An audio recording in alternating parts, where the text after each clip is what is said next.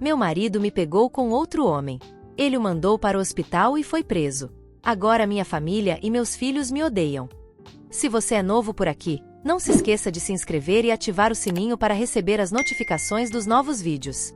Também deixe o seu like, isso ajuda muito o canal a crescer e a trazer cada vez mais conteúdo de qualidade. Sou uma pessoa egoísta.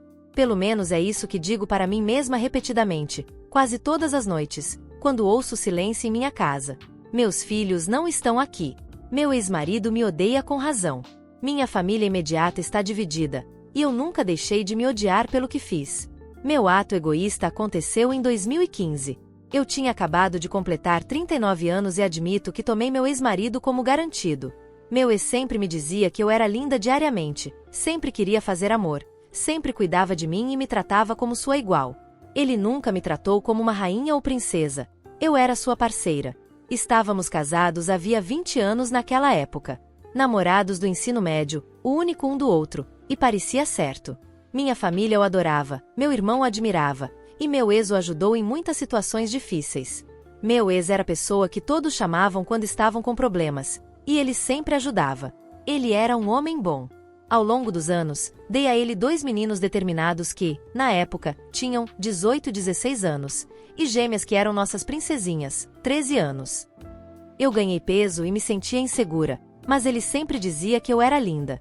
Nossas brigas eram raras e espaçadas. Resolvíamos tudo conversando, mas, quando brigávamos, geralmente era sobre sexo, ou a falta dele da minha parte, e sobre coisas que eu me recusava a fazer na cama. Não era que eu não quisesse fazer, mas simplesmente não estava no clima, e ele entendia. Quando fiz 39 anos, minha festa de aniversário foi a revelação da nova eu. Passei o ano inteiro na academia, fazendo yoga e pilates. Meu esforço me tirou de 81 kg para 61 kg, e para mim foi uma transformação incrível. Sempre fui uma garota mais cheinha, então ter um corpo definido e em forma era uma experiência nova. Meu ex-marido também ia à academia comigo, mas não tanto. Mesmo assim, ele saiu de 118 kg para 102 kg e estava começando a modelar o corpo. Meu ex-marido não conseguia tirar as mãos de mim, mas, por algum motivo, eu ainda não estava no clima. Não era por falta de tentativa da parte dele. Saíamos para jantar, dançávamos, fazíamos caminhadas regulares. Ele sempre ajudava em casa, e eu podia ver em seus olhos o quanto ele me amava e desejava. 20 anos juntos e ele ainda me olhava com desejo. Acredito que qualquer mulher desejaria isso desesperadamente, mas, mentalmente, eu simplesmente não estava no clima. Na época, pensei que estava passando por uma menopausa precoce, já que só éramos íntimos 2, talvez 3 vezes por mês, e eu sempre queria algo rápido, enquanto ele queria mais. Por mais que ele tentasse, eu não conseguia me envolver. Ele sugeriu terapia de casal, e eu recusei. E foi aí que entrou meu egoísmo. Um novo gerente começou a trabalhar no meu escritório poucos dias após o meu aniversário. Ele era um pouco mais jovem e atraente, e, por algum motivo, demonstrou interesse em mim. No começo, eu o ignorei. Depois, passei de ignorar para conversas casuais, e então ele começou a flertar. Eu mostrei minha aliança para ele. No entanto, depois de 2 meses de flertes constantes, comecei a retribuir, o que levou a contar a ele sobre minha vida. E, sem perceber, comecei a pensar mais e mais nele. Sei agora que isso foi um caso emocional, mas, na época, eu me sentia nas nuvens. Meu ex-marido suspeitava que havia algo estranho comigo. Tivemos uma discussão acalorada sobre isso, uma que eu honestamente acredito ter provocado. Ele tentou me beijar, e, subconscientemente, fiz uma cara de nojo. Não era direcionada a ele. Eu estava pensando nesse outro homem quando ele se aproximou, e senti nojo de toda a situação. Pelo menos é isso que digo para mim mesma. Uma semana depois daquele dia, pedi ao novo gerente para nos encontrarmos em um café para conversar. Minha intenção era dizer a ele para me deixar em paz, para dizer que eu não podia continuar com aquilo. Mas, antes que eu pudesse dizer qualquer coisa, ele me beijou, e minha mente ficou em branco. Foi assim que começou nosso caso de 6 meses. Durante esse período, fiz com esse homem coisas que meu ex queria. Eu era mais empolgada, mais disposta, estava sempre no clima. Acredito que era porque tudo era novo. Meu ex e eu ainda tivemos relações durante esse tempo, mas com menos frequência. Comecei a afastá-lo, a implicar com pequenos hábitos, até mesmo a menosprezá-lo. Tenho vergonha de como tratei naquela época. Só percebi o que estava fazendo quando meu irmão veio me visitar e me contou que meu ex havia confidenciado a ele o quanto estava se sentindo deprimido e pensando em pedir uma separação. Ele disse que sentia que eu não o amava mais e que estava começando a deixar de me amar. Aquilo me despertou. Terminei o caso imediatamente. Pedi demissão do meu emprego e prometi a mim mesma que faria meu marido se sentir amado e desejado. Eu iria consertar aquilo. Seria uma esposa melhor, se pudesse. Meu amante apareceu em minha casa com uma caixa do meu escritório, contendo coisas da minha mesa que eu havia solicitado para serem enviadas. Conversamos. Ele queria saber o que tinha feito de errado, e eu disse que precisava consertar meu casamento. Pedi que ele fosse embora. Ele insistiu em ter-o mais uma última vez, e eu disse que não. Ele implorou, suplicou, e, como uma tola, acabei cedendo. Fomos para o quarto de hóspedes, e aconteceu.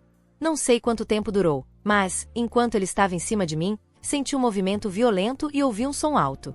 Me sentei e vi meu ex olhando para mim. Meu amante estava no chão, e havia um grande buraco na parede.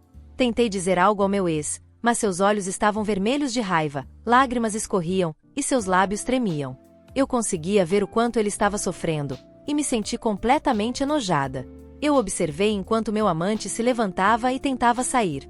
Meu ex olhou para ele, e meu amante disse que, se ele soubesse o que era bom para ele, deveria recuar. Então, meu ex o atacou. Eu gritei e chorei, pedindo para ele parar, e, em desespero, pulei em suas costas, o que resultou em eu ser jogada no chão. Tudo ficou confuso por um tempo. As palavras soavam abafadas, mas, quando recuperei os sentidos, vi meu ex com meu amante de lado e ele ao telefone. Tudo o que pude fazer foi olhar para o rosto inchado do meu amante e para o vermelho no chão ao lado dele. Ouvi um som alto na porta e observei meu ex colocar o telefone no viva voz, devagar, colocá-lo no chão, ajoelhar-se e colocar as mãos atrás da cabeça. A porta se abriu, e a polícia entrou, algemando, enquanto os paramédicos chegaram momentos depois. Logo soube que ele mesmo havia chamado uma ambulância. Tudo desmoronou rapidamente. No hospital, meu pai não disse uma palavra para mim. Ele apenas me olhou com vergonha. Meu irmão gritava comigo. Parecia devastado. Ele perguntava como eu pude fazer aquilo com meu ex. Minha mãe tentava me consolar, dizendo que tudo ficaria bem, o que fez meu pai gritar com ela. A família do meu ex estava furiosa. Suas irmãs me ameaçaram, e seus pais pareciam querer me mandar para a cova mais cedo. Fui até meus filhos, mas eles se recusaram a falar comigo. Meus filhos não conseguiam nem me olhar. Meu amante estava gravemente ferido e precisou de cirurgia reconstrutiva no rosto. Meu ex praticamente destruiu seu rosto. No hospital, uma mulher veio até meu quarto e imediatamente me atacou. Meu irmão atirou de cima de mim, e descobri que ela era esposa do meu amante. Eu não sabia que ele era casado. Ele nunca usava aliança, nunca mencionou nada. Isso me fez sentir ainda pior.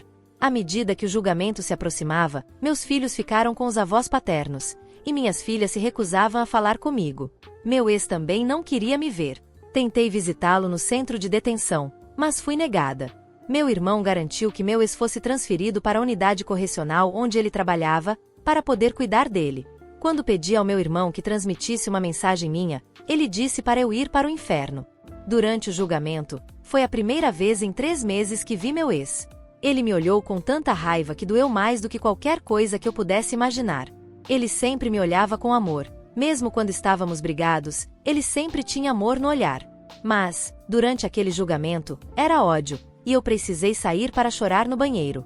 Conforme os dias se passaram, fui forçada a relatar meu caso em todos os detalhes, para todos ouvirem. Quando revelei quanto tempo durou, meu ex parecia destruído, e meu pai se levantou e saiu da sala do tribunal. Durante o depoimento do meu ex, descobri que ele havia voltado para casa para me surpreender com um almoço e uma viagem de fim de semana. Ele havia planejado uma escapada romântica completa, apenas para entrar e nos encontrar juntos, e então reagiu.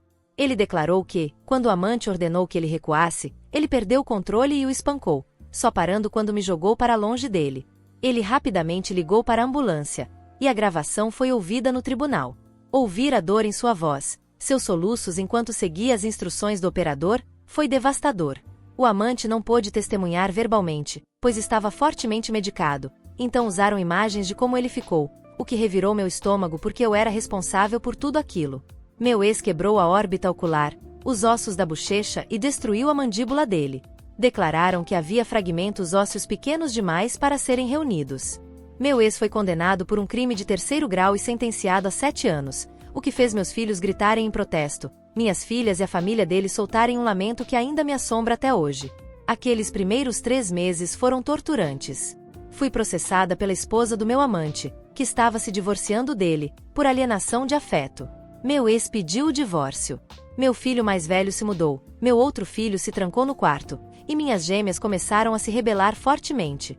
Minhas ex-cunhadas me atacaram no meio de um supermercado. A mãe dele cuspiu no meu rosto quando tentei pedir desculpas. Meu pai e meu irmão se recusaram a falar comigo. Eventualmente, precisei encontrar um novo emprego, pois não havia dinheiro entrando e quase esgotei as economias, mas basicamente fui colocada na lista negra na minha área. Era uma má publicidade para a firma de contabilidade, então comecei a trabalhar no varejo e como ajustadora sazonal durante a temporada de impostos. Quase perdi a casa. Meu ex recusou permitir que eu visitasse, e todas as cartas foram devolvidas.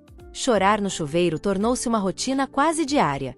Meus pais quase se separaram porque minha mãe me defendia constantemente. Meu irmão se recusava a me reconhecer. Até mesmo meus amigos de infância ficaram divididos. Logo, comecei a ter pensamentos de acabar com tudo, de pegar minhas coisas e desaparecer. A culpa era insuportável. Acabei buscando ajuda de uma terapeuta, que me repreendeu. Ela disse que eu havia me acomodado com meu ex. Que eu não o via como marido, mas como um amigo com benefícios, e o tratava dessa forma. Ela estava certa. Eu realmente o via assim. Fiquei confortável demais com ele. Via-o como um companheiro. Mas ele me via como sua esposa, mãe de seus filhos, a mulher que ele amava e desejava. Eu o tomei como garantido. Quase 1 ano se passou. 1 ano de silêncio por parte dos meus filhos. Quando eu fazia o jantar, eles pegavam a comida e iam para seus quartos, recusando-se até mesmo a olhar para mim. Tive alguns colapsos emocionais, implorando para que me dissessem algo, mas nada. Meu irmão se casou e eu não fui convidada, mas meus filhos foram. Continuei tentando visitar meu ex na esperança de que ele me colocasse na lista de visitantes, mas sempre fui negada. Minhas cartas continuavam sendo devolvidas.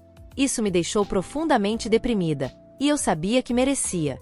Então, um dia, do nada, meu irmão apareceu. Fiquei chocada e feliz ao vê-lo. Essa foi a primeira vez desde o julgamento que ele veio à minha casa, e ele veio apenas para me repreender. Contou-me que meu ex estava na enfermaria depois de ter sido esfaqueado. Um detento e ele entraram em luta corporal em sua cela, o que resultou no meu ex sendo esfaqueado no estômago e o agressor tendo sua coluna quebrada. Meu irmão gritou comigo: "Você fez isso", antes de voltar para o caminhão dele. Chorei por dias depois disso. Porque ele estava certo. Eu fiz isso. Tentei visitá-lo na enfermaria, mas ainda fui negada. Por mais 4 anos, tentei falar com ele e continuei escrevendo cartas, mas elas eram devolvidas. Felizmente, nossos filhos visitavam o pai frequentemente. Foi assim que soube que ele foi colocado em custódia protetiva pelo meu irmão após o ataque. Ao longo dos anos, meu filho mais velho foi para a mesma faculdade que o pai frequentou e até escolheu o mesmo curso. Ele só ligava para os irmãos, nunca queria falar comigo. Ele nunca vinha para casa nos feriados, apenas ia para a casa dos avós. Meu outro filho seguiu o mesmo caminho, indo para a mesma faculdade e também se recusando a me ligar. Minhas gêmeas eram duras comigo, mas visitavam o pai semanalmente, o que melhorava o humor delas, e sempre que ficavam muito rebeldes, o tio delas colocava-as em seu lugar. No entanto, meu irmão e eu ainda mal nos falávamos. Tentei visitar a esposa dele quando tiveram o primeiro filho, mas fui convidada a sair. Minha mãe me mantinha informada sobre o que acontecia na vida deles. Meu pai continuava a se recusar a me reconhecer. Então, no início de maio deste ano, meus filhos estavam felizes e meus filhos voltaram para casa. Eu não sabia o motivo e não me importava, eles estavam em casa. Durante 4 meses, meus filhos ficaram por perto e fiz tudo o que podia para mostrar o quanto eu estava arrependida. Mas fui em grande parte ignorada. Ainda assim, eles falavam comigo, e isso me deixava tão feliz por ter uma conversa com eles. Saber o que estava acontecendo na vida deles. Meu filho mais velho estava namorando uma mulher há mais de 1 ano. Meu segundo filho estava no time de atletismo da faculdade. Até minhas filhas começaram a falar comigo novamente, e eu me odiava ainda mais pelo que fiz a elas. Ver eles sorrindo de novo, brincando e jantando juntos. Eu sentia tanta falta disso. No final de agosto, eu estava animada com o primeiro dia do último ano das gêmeas, que também coincidia com o aniversário de 18 anos delas. Expressei minha empolgação com a festa de aniversário, contei o que estava planejando fazer e, sem hesitação, minhas filhas me pediram para fazer em outro dia. Isso me deixou confusa porque achei que estávamos começando a melhorar. Quando perguntei o motivo, uma delas disse: porque o papai está organizando uma festa para nós e eu não quero você perto dele. Uma delas disse: porque o papai vai fazer uma festa para a gente e eu não quero que você fique perto dele. Esse comentário me chocou. Perguntei quando o pai delas foi libertado e elas disseram que ele saiu no final de abril por bom comportamento. Eu chorei porque ele estava fora e isso me quebrou um pouco mais. Elas estavam mais presentes porque ele estava em casa. Estavam mais felizes e animadas porque o pai delas voltou para a vida delas. Não era porque estávamos começando a curar. Elas o tinham de volta. Perguntei onde ele estava ficando e me disseram que estava ficando com meu irmão. Tentei ligar, eu precisava falar com ele, mas ele se recusou. Tentei ir até lá, levando todas as cartas que foram devolvidas ao longo dos anos, e o vi brevemente pela fresta da porta. Gritei seu nome e meu irmão me pediu para ir embora. Entreguei-lhe as cartas e fui embora. Quando cheguei na entrada da garagem, ouvi sua voz. Me virei e ele estava vindo em minha direção. Comecei a chorar instantaneamente e fui abraçá-lo, mas ele me devolveu as cartas. Você esqueceu isso, disse ele friamente, e eu chorei enquanto via se afastar.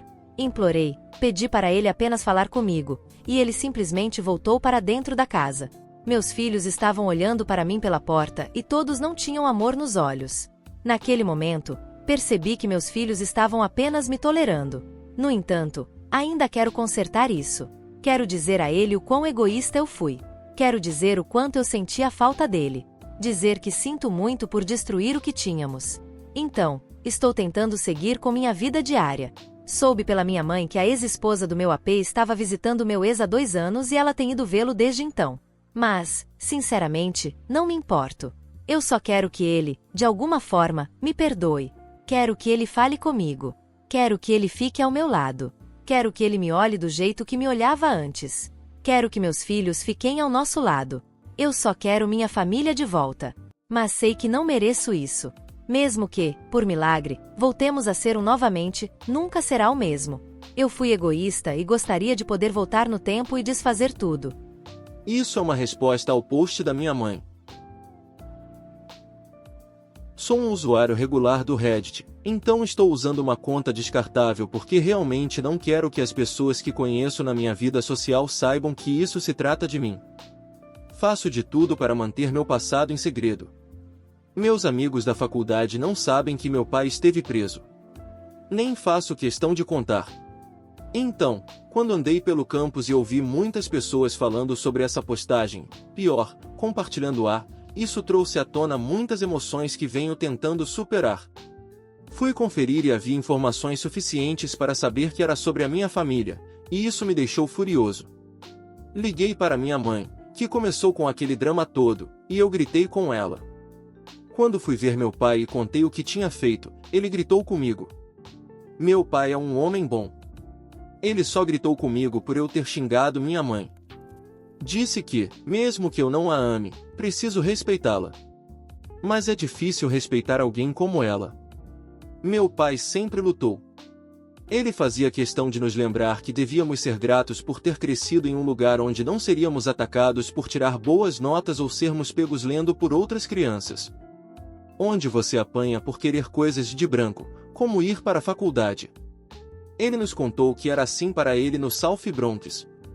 Minhas tias nos disseram que ele entrou para uma gangue aos 13 anos só para ser deixado em paz enquanto ia para a escola. Quando tinha 15 anos, o pai dele faleceu de câncer, e o meu pai teve que assumir o papel de um pai substituto para as 2 irmãs. Sem seguro de vida, ele trabalhava e fazia o que era necessário para ajudar a pagar o aluguel e colocar comida na mesa, enquanto ainda frequentava a escola. Meu pai disse que teve sorte quando a mãe dele se casou novamente com um homem bom e eles se mudaram para o interior do estado de Nova York em busca de uma vida melhor. Pelo que meu tio me contou, ele e os amigos achavam meu pai estranho. Era nos anos 90, e meu pai chegava à escola usando roupas largas e uma camiseta com a bandeira de Porto Rico, então decidiram mexer com ele. Meu tio disse que não esperavam que meu pai reagisse imediatamente e desse uma surra neles, Mas, em vez de ir embora, meu pai ajudou ele a se levantar e perguntou se queria matar aula, dividir uma cerveja e conversar. Meu tio contou que, naquele momento, soube que seriam amigos e começaram a andar juntos. Ele apresentou minha mãe ao meu pai, e os dois se deram bem. Eles foram para a mesma faculdade, e no final do primeiro ano se casaram. Enquanto eu crescia, meus pais eram aquele casal super apaixonado. Sempre de mãos dadas, se beijando, o que era bem constrangedor. Mesmo no início do meu último ano do ensino médio, quando tudo deu errado, ele ainda agia como um adolescente quando se tratava da minha mãe. Ele a amava. Respeitava. Posso dizer com sinceridade que ele nunca a colocou em um pedestal. Ele costumava me ensinar que uma mulher não respeita um homem que a coloca num pedestal. Quando perguntei o motivo, ele disse: porque ela sempre vai estar olhando para baixo para você.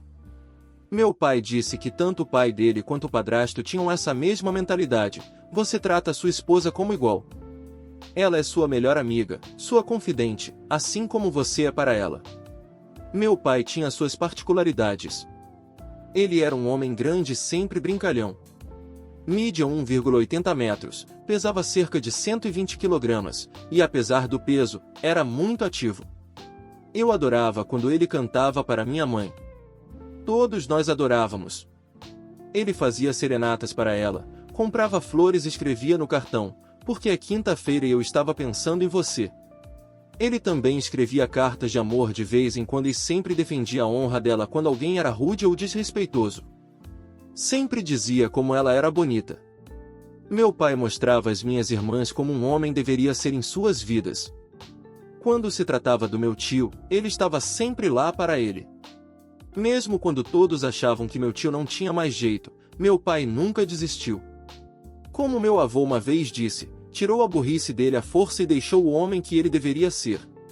Essa frase sempre me fazia rir. Meu pai me mostrou como um homem, um amigo e um marido devem agir.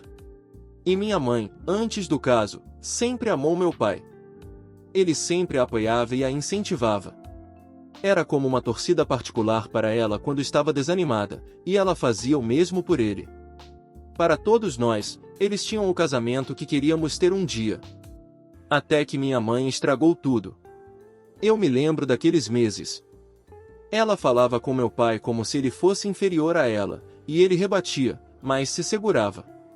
Mesmo que meu pai tivesse se formado na faculdade e tivesse uma carreira de sucesso como consultor financeiro, ele era o tipo de pessoa que podia ir de calmo a furioso em questão de segundos. Minha avó dizia que ele era como o pai dele, gentil, respeitável e prestativo, mas não hesitaria em arrancar sua garganta com as próprias mãos se precisasse. Meu pai tentou de tudo. Comprava flores, tentava levá-la para jantar, dançar, mas ela vivia em seu próprio mundinho, tratando ele como lixo. Todos nós vimos isso. Estava afetando muito meu irmão e minhas irmãs gêmeas, mas meu pai sorria e dizia que eles iriam resolver. Ele dizia que minha mãe provavelmente estava muito estressada com o trabalho e descontando em casa, e eu acreditava nisso. Especialmente quando ela pediu demissão. Achei de verdade que o problema era o trabalho dela. E então meu pai foi preso. Mãe, você sabe a vergonha que sentimos quando a escola inteira falava sobre o que aconteceu? Meu pai foi preso porque você não conseguiu manter as pernas fechadas. Eu não suportava olhar para você, por isso fui ficar na casa da vovó. Só de te ver, eu me senti enojado, e quando fui visitar o papai, ele também não conseguia olhar para mim. Ele estava envergonhado. Disse que tinha falhado como marido e como homem.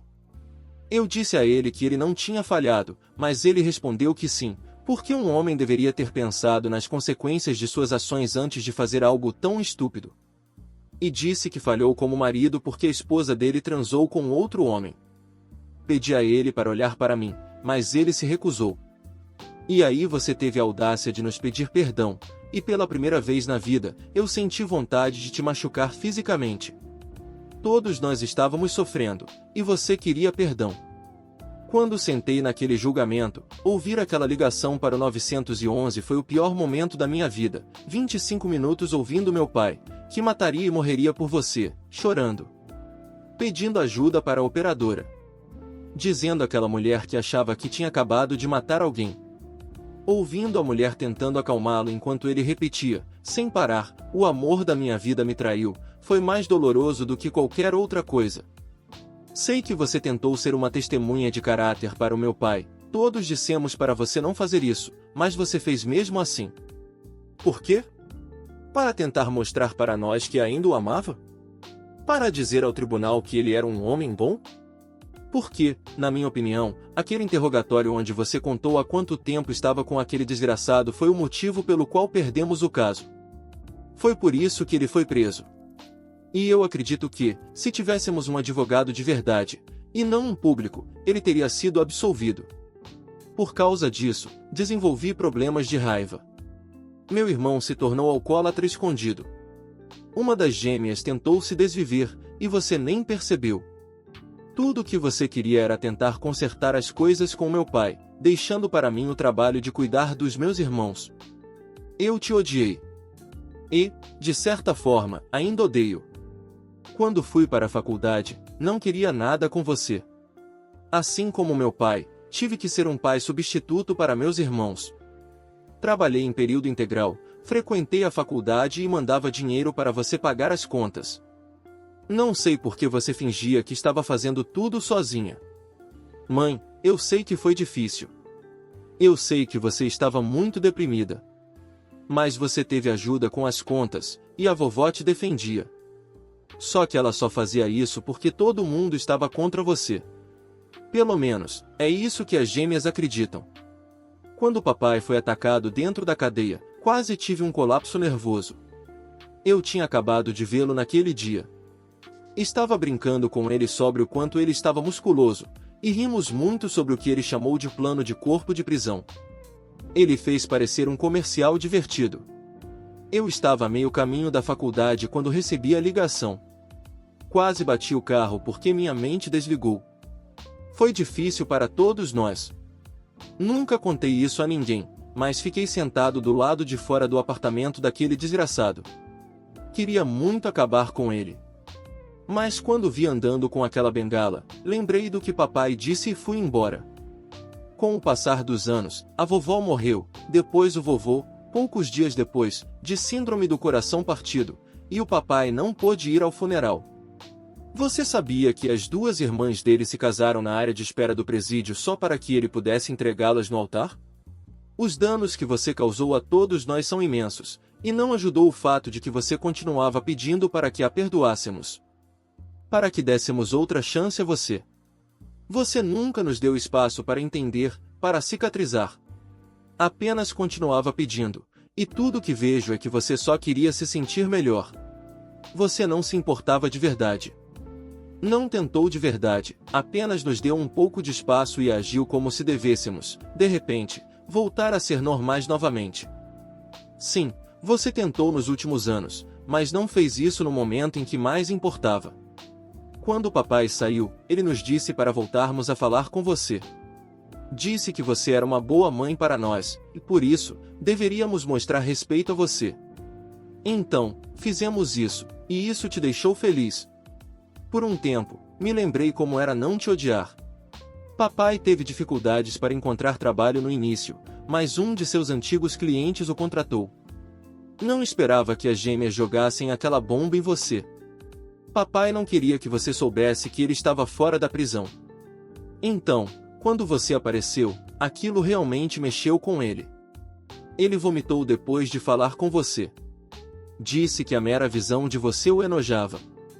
Quanto à sua afirmação no seu post sobre aquela ex-esposa vindo visitar papai, saiba que ela tem vindo semanalmente há mais de 3 anos, e os dois passam tempo juntos desde que ele saiu da prisão. Então, por favor, pare de construir castelos no céu sobre vocês dois voltarem a ficar juntos. Se quiser falar sobre isso, me ligue. Se quiser consertar as coisas com seus filhos, me ligue. O que você fez na semana passada, ao postar o que, indiscutivelmente, é o pior momento de nossas vidas, foi por egoísmo, como o título sugeria. Contei ao papai sobre isso e ele não se importa. Ele disse que você é apenas a mãe dos filhos dele, nada mais. Se você gostou do vídeo, não esqueça de deixar seu like e comentar o que achou. E claro, se inscreva no canal para não perder nenhum conteúdo e ajudar a gente a crescer cada vez mais.